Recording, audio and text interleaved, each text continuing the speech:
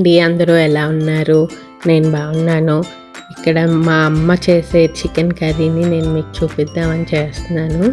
First ఒక ప్యాన్లో నువ్వులు కొన్ని 2 to 3 స్పూన్స్ నువ్వులు తీసి వేయించుకోండి.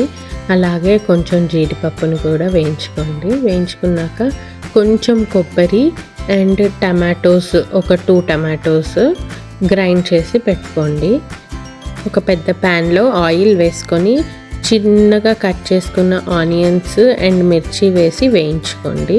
వన్స్ ఆనియన్స్ ఫ్రై అయ్యాక జింజర్ గార్లిక్ పేస్ట్ అండ్ పసుపు వేసి వేయించుకోండి. అల్లం వెల్లుల్లి పేస్ట్ కొంచెం ఫ్రై అయ్యాక ముందుగానే కడిగి పెట్టుకున్న చికెన్ని, నేను ఇక్కడ చికెన్ని 20 to 30 మినిట్స్ ఉప్పు నీటిలో జస్ట్ అలా నానబెట్టి మంచిగా కడుక్కున్న చికెన్ని వేసుకుంటున్నాను. వేసుకున్నాక మూత పెట్టకుండా జస్ట్ అలాగా 5 మినిట్స్ అలా ఫ్రై అవ్వనివ్వండి. దానిలో నుంచి కొంచెం వాటర్ బయటకు వస్తుంది. ఆ వాటర్ కొంచెం ఇంకిన తర్వాత కొంచెం కారం, ధనియాల పొడి వేసుకొని కలుపుకోండి. చికెన్కి ఆ కారము, ధనియాల పొడి కూడా కొంచెం పట్టాక మనం ముందుగానే గ్రైండ్ చేసి పెట్టుకున్న టమాటో, కొబ్బరి, నువ్వులు, జీడిపప్పు పేస్ట్ని ఇందులో వేసేసుకుంటున్నాను. అలాగే కొంచెం అంటే చాలా కొంచెం మిక్సీ గిన్నె కడిగిన నీళ్ళు ఉంటాయి కదా, అవి కొంచెం పోసుకుంటున్నాను అంతే.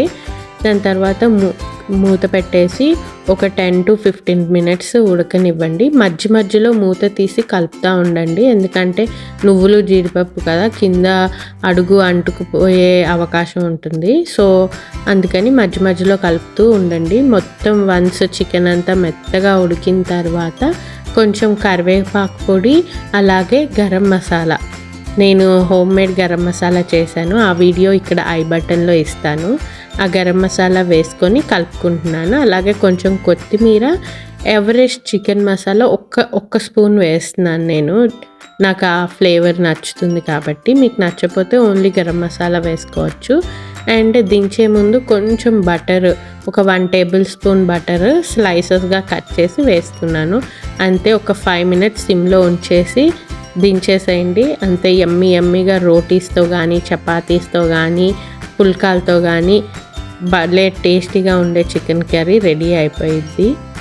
హోప్ మీకు ఈ వీడియో నచ్చిందని అనుకుంటున్నాను. నచ్చితే కనుక please like, share and subscribe. Thank you. Bye.